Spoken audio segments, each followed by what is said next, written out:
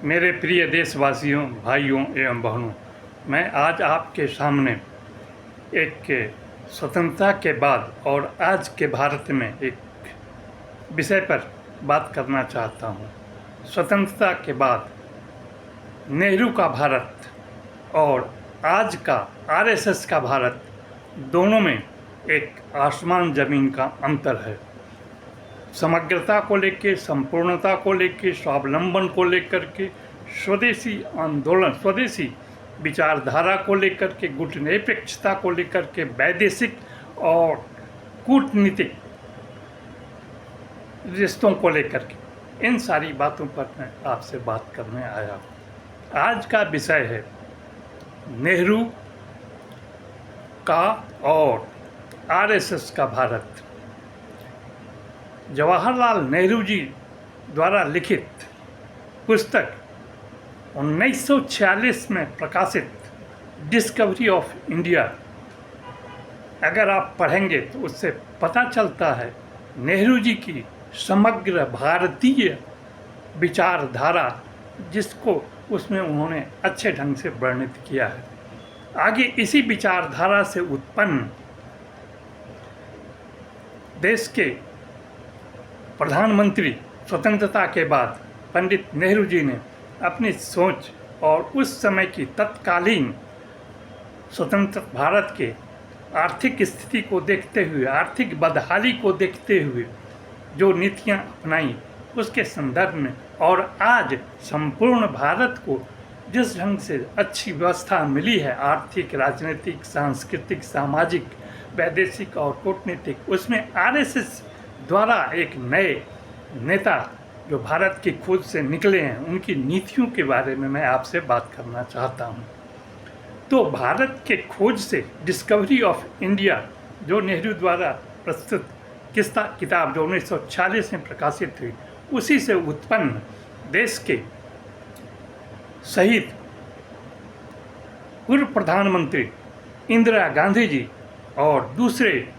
पूर्व प्रधानमंत्री राजीव गांधी जी ने संपूर्ण विश्व को ये दिखला दिया था कि हमारे सरहद पर, देश की सरहद पर हमारी फौज और देश की बागडोर संभालने वाले प्रधानमंत्री दोनों अगर समय आने पर अपनी जान देश के लिए कुर्बान कर सकते हैं। इसमें किसानों की भूमिका भी कम महत्वपूर्ण नहीं रही है। किसान हमारे अन्नदाता हैं, पेट भरने वाले हैं। ऐसी स्थिति में आज जो परिस्थिति आरएसएस के भारत के सामने आई है, उसे भी आपको समझने की ज़रूरत है। जहाँ तक मैं समझता हूँ, अपनी बात आपके सामने रख रहा हूँ। चूँकि इन परिस्थितियों में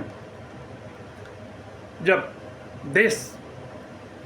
स्वतंत्र हुआ था, उसके बाद ही देश की साम्राज्यवादी ताकतें और पूंजीवादी ताकतें जो स्वतंत्रता के पहले देश पर काबिज थी, देश को अपने चंगुल में रखे हुए थी, वो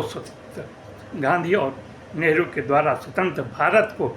हमेशा अपना पिछड़गु बनाने की कोशिश करती रही और अपने इशारों पर नचाने की कोशिश रही। मगर पंडित नेहरू का गुटनिरपेक्ष आंदोलन, पंडित नेहरू का स्वावलंबी भारत, पंडित नेहरू का स्वदेशी भारत और उनका जो देश को सशक्त आंतरिक, आर्थिक रूप से, वैदेशिक रूप से, वैदेशिक सोच से, कूटनीतिक सोच से देश को जिस ढंग से एक पटरी पर लाया था, वो अपने ढंग में और तत्कालीन समय की एक मांग थी। मगर आज भारत स्वतंत्र है, आरएसएस की विचारधारा अलग है और गांधी नेहरू की विचारधारा अलग थी। तो दोनों में तुलना की बात क्या कही जाए? असल बात यहाँ पर यह है कि उस समय जो स्थिति आई, आज ये बात इसलिए कहनी पड़ रही है चूँकि पहलगांव के बाद जो घटना घटी, ऑपरेशन सिंदूर की बात आई, उसमें विदेशी ताकतों का हस्तक्षेप, खासकर पूंजीवादी ताकतों का हस्तक्षेप जो हमारे देश के अंदर हुआ, इसलिए मुझे थोड़ी सी परेशानी हो रही है आपके सामने अपनी बात रखने में। उस समय बस मैं एक ही चीज़ दो चार लाइन के साथ आपके सामने रखना चाहता हूँ। वो है, हम हैं अर्जुन हम हैं भीम, सदा शांति के लिए जगत में जीते हैं, मगर जब शत्रु हट करे तो लहू वक्ष का पीते हैं। हम हैं शिवा, हम हैं प्रताप, रोटियां भले घास की खाएंगे, मगर किसी जुल्मी के आगे मस्तक नहीं झुकाएंगे। देंगे जान नहीं ईमान, जियो जियो ऐ हिंदुस्तान। ये बात हमारे एक एक भारतीय नागरिक के दिलों में बसी हुई है। भारत उनका है। कोई भी स्वतंत्र भारत, संप्रभु भारत पर कोई भी भारत का नागरिक, कोई भी विदेशी हस्तक्षेप को स्वीकार करने के लिए तैयार नहीं बैठा है। लेकिन पहलगांव के बाद खास करके ऑपरेशन सिंदूर के संदर्भ में जो अमेरिकी राष्ट्रपति ने अपनी बात बार बार दोहराई और भारत के नागरिकों को यह विश्वास दिलाने की कोशिश की कि उनके चलते ही ऑपरेशन सिंदूर के दरमियान दो एटमी शक्ति, दो परमाणु शक्तियों के बीच एक शांति प्रस्ताव का सुझाव उन्होंने दिया और उन्हीं के चलते शांति प्रस्ताव हुई और दो परमाणु शक्तियां टकराने से बच गई। ये एक बार नहीं, अनेकों बार अमेरिकी राष्ट्रपति ने दोहराया है। लेकिन हमारे आरएसएस के कि भारत की खोज से निकले नेता आज तक इसका कोई जवाब नहीं दे पा रहे हैं। खैर, जो भी बात हो, मैं आगे एक चीज़ और मैं कहना चाहता हूँ। जब पहलगांव की बात आती है तो उस समय तत्कालीन प्रधानमंत्री के सामने एक राष्ट्र कविता के रूप में एक कविता सामने आई थी जो आज भी बहुत महत्वपूर्ण है और लोगों के दिलो दिमाग पे छाया रहता है। वो है, ऐ मेरे वतन के लोगों जरा याद करो ओ कुर्बानी, जब घायल हुआ हिमालय खतरे में पड़ी आज़ादी, खून से लथपथ काया तो हमारे शहीदों ने क्या कहा, अब हम तो सफ़र करते हैं खुश रहना मेरे देश के यारों। मगर पहलगांव की घटना ने फिर इस पे प्रश्न चिन्ह लगा दिया है। खैर, जो हो, ये आरएसएस की नई सोच, नए भारत की सोच की बात है। मैं यहाँ शुरू करता हूँ प्रधानमंत्री नेहरू जी की बात से। उन्होंने एक स्वतंत्र भारत में जो अपनी एक प्रधानमंत्री के रूप में जो भूमिका होनी चाहिए थी, उस समय की आर्थिक, राजनीतिक, सामाजिक और वैदेशिक नीतियों के तहत उन्होंने अच्छे ढंग से एक गुट निरपेक्ष, किसी भी गुट में नहीं जा कर के अपने आप को, भारत को संतुलित बनाए रखा। जहाँ एक तरफ पूंजीवादी ताकतें थी, दूसरी तरफ समाजवादी ताकतें थी। ऐसी परिस्थितियों में पंडित नेहरू ने के सामने एक ही रास्ता बचता था, वो समाजवादी रास्ता, समाजवाद को उन्होंने सहारा दिया। उसके तहत ऐसा नहीं कि पूर्ण समाजवाद, उन्होंने मिक्स्ड इकोनॉमी की बात कही जिसमें प्राइवेट सेक्टर और पब्लिक सेक्टर दोनों का संपूर्ण रूप से, संयुक्त रूप से विकास हो। उसके बाद उन्होंने स्वावलंबी भारत की बात की, उन्होंने स्वदेशी भारत की बात की। लेकिन आज स्वावलंबन और स्वदेशी कहाँ चला गया है, जो आरएसएस भी चाहते थे वो तो वही जाने। लेकिन ये बात थी कि उन्होंने, नेहरू जी ने इन सारी बातों का ख्याल रखते हुए भारत को उस परिस्थिति में जो ब्रिटिश साम्राज्य से स्वतंत्र हुआ था, जिसमें ब्रिटिश साम्राज्य ने भारत के अंदर का खून चूस लिया था, उसमें जो भारत के पुनर्निर्माण के लिए जो व्यवस्था बनाई थी वो तत्कालीन भारत के लिए समसामयिक थी। खैर, जो भी हो, उसके बाद उन्हीं के विचारधारा को आगे बढ़ाते हुए, उनके दृष्टिकोण को आगे बढ़ाते हुए देश की पूर्व प्रधानमंत्री श्रीमती इंदिरा गांधी ने उनके विचारों को एक ऊंचाई दी, एक अलग ढंग से ऊंचाई दी। और उस ऊंचाई को देते हुए, हालांकि उनका दृष्टिकोण थोड़ा पब्लिक सेक्टर के झुकाव की तरफ था, लेकिन प्राइवेट सेक्टर से उन्हें कोई नफरत भी नहीं थी। हाँ, पब्लिक सेक्टर को एक न्यू हाइट की बात करती थी कि नई दिशा और नए हाइट की बात करती थी। लेकिन यहाँ एक बात समझने की बात है, प्राइवेट सेक्टर में जहाँ एक तरफ एक व्यक्ति का मोनोपोली होता है, वहीं पब्लिक सेक्टर में जो पब्लिक सेक्टर को देखने वाले एक खास व्यक्ति, जिसको एमडी कहिए, सीईओ कहिए, चाहे जो भी कहिए, वो जब तक अगर वो करप्ट है तो जब तक उस पद पर बना रहेगा उस सेक्टर का दुर्गति होना तय है। उसी ढंग से अगर प्राइवेट सेक्टर में भी या कॉरपोरेट इकोनॉमी की बात जो आज हो रही है उसमें भी अगर उसको चलाने वाला व्यक्ति अगर स्वार्थी हो जाए, सेल्फिश हो जाए या करप्ट हो जाए तो फिर देश का तो दुर्गति होना तय है। इन दोनों परिस्थितियों में प्राइवेट सेक्टर और पब्लिक सेक्टर के बीच संतुलन बनाए रखना एक अच्छी बात है जो पंडित नेहरू ने इसकी आधारशिला अपने समय में रखी थी। लेकिन बाद में जब ये बात इंदिरा गांधी जी ने थोड़ा सा उनका झुकाव समाजवाद की तरफ रहा तो उन्होंने थोड़ा सा पब्लिक सेक्टर को एक नई ऊंचाई दी। इस स्थिति में भारत के बाहर के पूंजीवादी जो देश थे उनको ये स्वीकार नहीं था कि भारत स्वावलंबी बने, भारत आर्थिक रूप से संपन्न बने, क्योंकि वे हमेशा चाहते थे कि भारत पूंजीवाद का और साम्राज्यवाद का पिछड़ग्गू बना रहे, जो पंडित नेहरू नहीं चाहते थे तो इंदिरा गांधी भी नहीं चाहती थी। इसीलिए पूंजीवादी ताकतों ने उनकी शहादत ले ली। खैर जो भी बात हो, आगे बढ़ कर के जब राजीव गांधी देश के प्रधानमंत्री बने तो उन्होंने भी पंडित नेहरू के वैज्ञानिक दृष्टिकोण को आगे बढ़ाते हुए एक नए भारत की कल्पना की, जिसमें भारत खुशहाल हो, आर्थिक रूप से संपन्न हो, भीतर से उसका उत्पादक शक्ति बढ़े, मैन्युफैक्चरिंग सेक्टर का विकास हो, प्राइवेट और पब्लिक सेक्टर दोनों का विकास हो। ऐसी परिस्थिति में उन्होंने देश के युवाओं को जो स्किल्ड जो यूथ पावर है उसको लेकर के एक नए भारत की कल्पना की थी और उसकी दिशा में बहुत आगे तक आगे बढ़ चुके थे, जिसमें उनका सोच था कंप्यूटराइजेशन, प्राइवेटाइजेशन और लिबरलाइजेशन और मैकेनाइजेशन। फिर भी इन सारी चीज़ को देखते हुए जो पूंजीवादी ताकतें थी वे भी इन्हें नहीं बर्दाश्त कर सकी और वो भारत को एक पिछड़ग्गू राष्ट्र के रूप में बनाए रखना चाहती थी। लेकिन राजीव गांधी को ये स्वीकार नहीं था, इसीलिए उनको भी शहादत देनी पड़ी।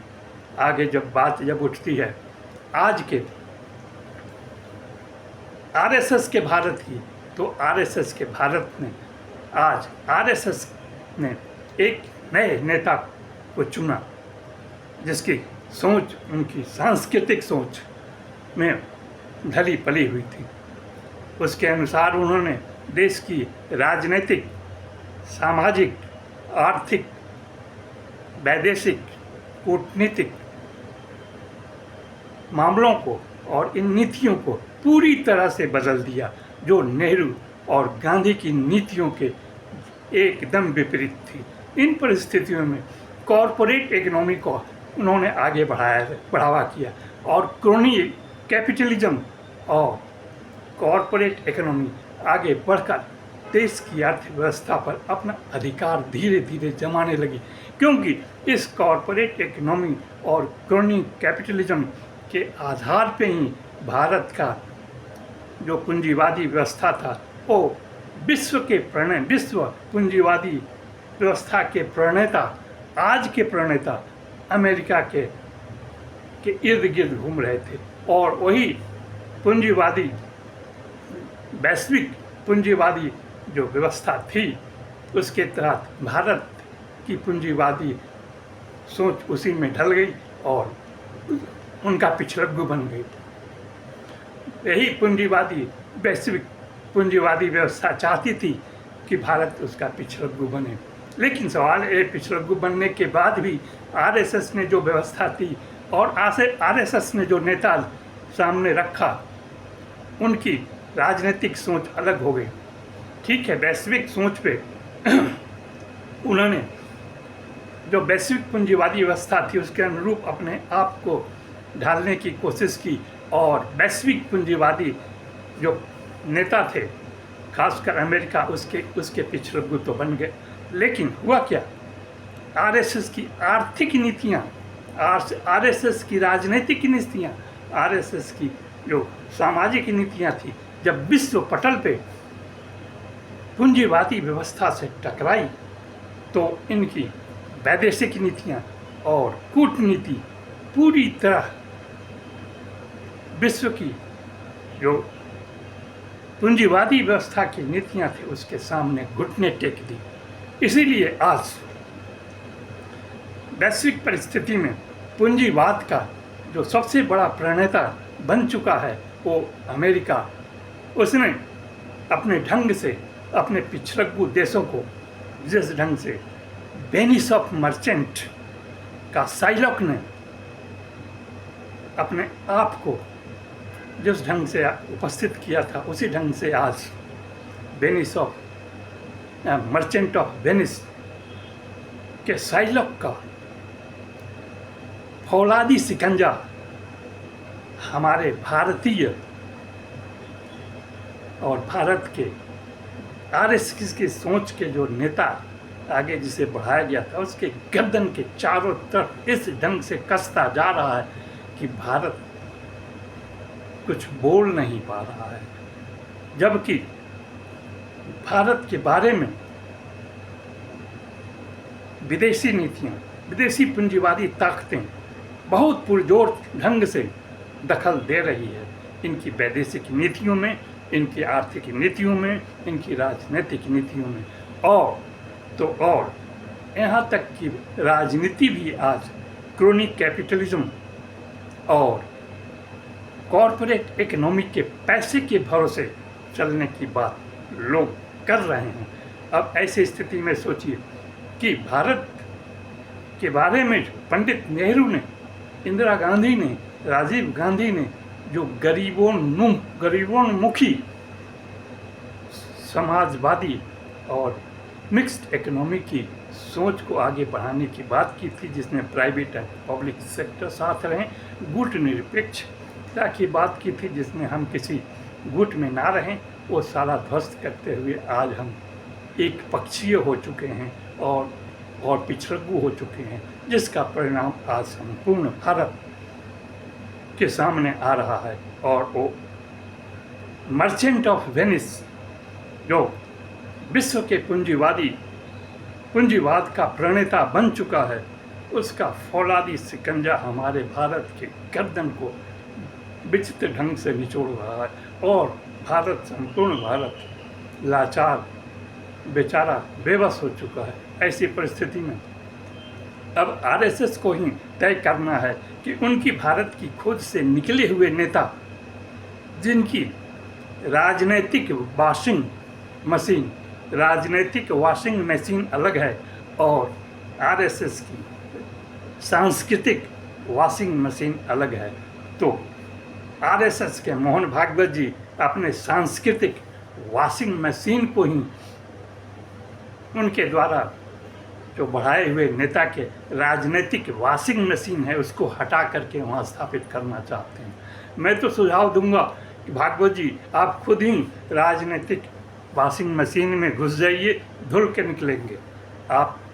जो प्रयास कर रहे हैं कि उस वॉशिंग मशीन को, राजनीतिक वॉशिंग मशीन को हटाकर अपनी सांस्कृतिक वॉशिंग मशीन वहाँ स्थापित कर दें, तो ये थोड़ा सा कठिन काम तो आपके लिए होगा भागवत जी, क्योंकि आप तो राष्ट्रपिता जो बने हैं वो मस्जिद के ऊंचे जो मीनार थे वहाँ पे लाउड स्पीकर की आवाज़ में आप देश के राष्ट्रपिता के भी स्वघोषित राष्ट्रपिता बन तो चुके हैं, लेकिन अब देश के सामने जो परिस्थिति आ गई है, देश ये देख रहा है, देश की जनता जो खासकर गरीब, गुरबे, पिछड़ी, अति पिछड़ी, दलित और अल्पसंख्यक जनता है, वो बहुत ही त्रस्त है आरएसएस की सोच और आरएसएस की पूंजीवादी विचारधारा के तहत। इन परिस्थितियों में आरएसएस को आज सोचना पड़ेगा, जबकि भारत में पार्लियामेंट का सेशन चल रहा है, संसद चल रहा है। ऐसी परिस्थिति में राज्यसभा के सभापति का अचानक इस्तीफा दे देना एक विचित्र परिस्थिति है, जबकि आरएसएस का ही समूचा राजनीतिक, सामाजिक, आर्थिक सब परिस्थितियां उन्हीं की बनाई हुई है, उनके द्वारा ही, उनकी बनाई हुई नीतियों के द्वारा ही भारत चल रहा है तो फिर जब धनखड़ जी का इस्तीफा हुआ तो एक विचित्र परिस्थिति हो गई। इन परिस्थितियों में एक तरफ भारत की अंदरूनी राजनीति, भारत का अंदरूनी आर्थिक नीति, भारत की अंदरूनी स्वावलंबन की नीति, गुट निरपेक्षता, ये सारी बातें, इन सारी बातों को ध्यान में रखना ही पड़ेगा, वरना एक तरफ जो अंदरूनी भारत की अंदरूनी राजनीति है और दूसरी तरफ वैदेशिक विफलता, कूटनीतिक विफलता के बीच में जो भारत झूल रहा है, और इन परिस्थितियों में जो विश्व पूंजीवाद का प्रणेता बना हुआ अमेरिका आज हमारे गले पर अपना फौलादी शिकंजा दबाए हुए है, वेनिस ऑफ मर्चेंट की तरह पाउंड ऑफ फ्लेश मांग रहा है। तो फिर ऐसी स्थिति में तो आरएसएस द्वारा जो ये सारी संरचना जो भारत के अंदर बनाई गई है देश की खुशहाली के लिए, देश के स्वावलंबन के लिए, तो फिर जब एक तरफा हो गया तो वैश्विक परिस्थिति में जो घरेलू नीतियां हैं वो वैश्विक परिस्थिति में जाकर के राष्ट्रीय अंतर्राष्ट्रीय परिस्थितियों में जाकर जब टकराती है तो वहाँ जाकर के छत विक्षत हो जाती है और अपने घुटने टेक देती है, क्योंकि वहाँ जो वैदेशिक नीति है, वहाँ जो कूटनीति है और उसकी जो अर्थनीति है, हमारे देश की अर्थनीति, हमारे देश की वैदेशिक नीति, हमारे देश की कूटनीति को बहुत भयंकर ढंग से प्रभावित कर रही है। ऐसी परिस्थिति में अब तो आरएसएस को ही निर्णय लेना है उन्हें क्या करना पड़ेगा। उनकी अंदरूनी राजनीति जो उन्होंने जो संरचना तैयार की थी भारत के अंदर की, और आज जब एक तरफा होकर के अपने आप को विश्व पटल पर पूंजीवादी व्यवस्था के प्रणेता के पिछलग्गू जो बन गए हैं, तो आज तो आपको तय करना पड़ेगा कि भारत का स्वाभिमान, भारत का संप्रभुता और भारत की जो स्वदेशी नीतियां हैं वो कहाँ गई आरएसएस की, ये तो सोचना पड़ेगा ना। क्योंकि जब आरएसएस के ही द्वारा भारत की खोज से निकले हुए नेता कुछ बोल नहीं पाते हैं विश्व स्तर पर, जब विश्व स्तर पर पूंजीवादी व्यवस्था के प्रणेता अमेरिका जब बोलता है तो फिर भारत को चुप रहना पड़ता है। लेकिन एक समय था जब अमेरिका के राष्ट्रपति को देश के पूर्व प्रधानमंत्री राजीव गांधी को छतरी के नीचे लेकर के वहाँ हवाई जहाज़ से अपने यहाँ लाना पड़ा था। और दूसरी बात, देश की प्रधानमंत्री इंदिरा गांधी ने भी अमेरिका को अपने समय में एक आंख दिखाया था कि मेरी तरफ, मेरे संप्रभु भारत की तरफ और मेरी आर्थिक नीतियों की तरफ ध्यान मत दो, मैं स्वयं सक्षम हूँ अपनी स्थिति को मजबूत करने में। इसीलिए मैं आज नेहरू जी के जो डिस्कवरी ऑफ इंडिया जो 1946 में प्रकाशित हुई है, उसमें भारतीय, समग्र भारतीय विचारधारा की सोच है, उसमें संपूर्णता की सोच है, उसमें भारत को कैसे अपने ढंग से अपनी संस्कृति को, अपने संस्कार को बचाए हुए रखकर किस ढंग से भारत को आगे बढ़ाना है, सारी बात है। उसी चीज़ को तो इंदिरा गांधी जी, राजीव गांधी जी ने आगे बढ़ाने का प्रयास किया था। लेकिन वैदेशिक जो पूंजीवादी शक्तियाँ थी वो भारत को कभी भी स्वावलंबी नहीं देखना चाहती हैं, आर्थिक रूप से खास करके। ऐसी परिस्थिति में वो हमेशा पिछड़ग्गू बनाए रखना चाहती हैं, जिससे कि भारत का अधिक से अधिक समर्थन उसको मिल सके, उसके अपने स्वार्थ की सिद्धि के लिए। वैदेशिक जो पूंजीवादी व्यवस्था है उनके स्वार्थ की सिद्धि के लिए भारत का हमेशा मुंह वर्धन सपोर्ट मिलता रहे, भारत चूँ चाँ कुछ नहीं करे, उनकी नीतियों को चुपचाप सुनता रहे और उसी ढंग से करता रहे। आज भारत इसी स्थिति में आ गई है। इसीलिए मुझे पहलगांव के बाद ये बातें आपके सामने कहनी पड़ रही है, जहां ऑपरेशन सिंदूर के नाम पर जिस ढंग से खेल हो रहा है वैदेशिक पूंजीवादी व्यवस्था के प्रणेता द्वारा, यह हमारे लिए थोड़ा सा असहज स्थिति है, हर भारतीय के लिए असहज स्थिति है। हर भारतीय सोच रहा है कि आखिर आतंकवाद के खिलाफ हम लड़ाई लड़ते हुए देश के दो प्रधानमंत्री की शहादत ले लिए हैं, इंदिरा गांधी और राजीव गांधी की, तो फिर उस आतंकवाद से समझौता क्यों करें? क्यों उनकी मध्यस्थता स्वीकार करें? ये सवाल तो उठ रहा है। इसमें आरएसएस को खुद तय करना पड़ेगा कि उनकी क्या सोच है, क्या भूमिका है। भारत के संप्रभुता, स्वावलंबी भारत, स्वदेशी भारत, भारत की वैदेशिक नीति और कूटनीति कैसी रहेगी। इसी के साथ मैं अब अपनी बात समाप्त कर रहा हूँ। धन्यवाद।